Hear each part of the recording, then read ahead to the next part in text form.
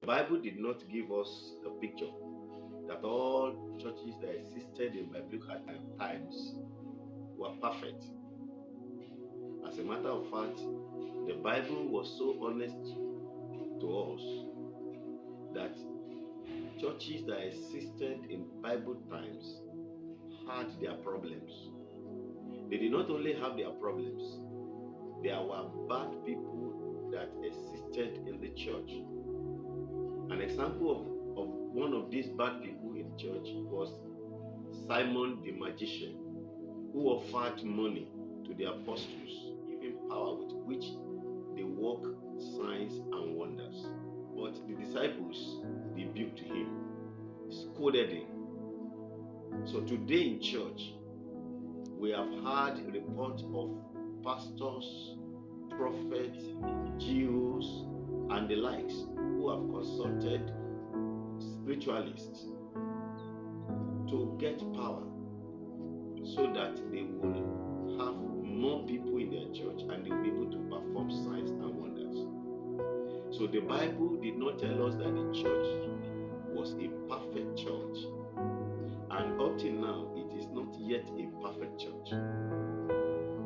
However, it must be noted that for the fact that bad things or bad experiences were recorded in the scriptures, especially what the problems that the church had, and we have such records in the Bible, does not mean that God approved the activities of bad people in the church. The Bible gave us this account so that they can become warnings to our generation, so that we can do what is right in the church of God. The Bible also provided how to make wrong people in the church to be right. The Bible gave us principles, instructions on how to relate and deal or treat people who are bad in the church. So the church today may not be as perfect by your standard or by any other person's standard. However, no matter how anyone feels about the church, it does not reduce the church from being the church of God, because the church was founded by Jesus Christ when he shed his blood on the cross of Calvary to save mankind. So the point here is that for the fact that there are evil people in church, bad people in church, has not reduced the sacredness of the church of God. 2, you must understand that today what is important is that the church must work to ensure that the bad people that exist within the church are converted, are changed, and become right people. There are different people who come to church, and they come to church for different reasons.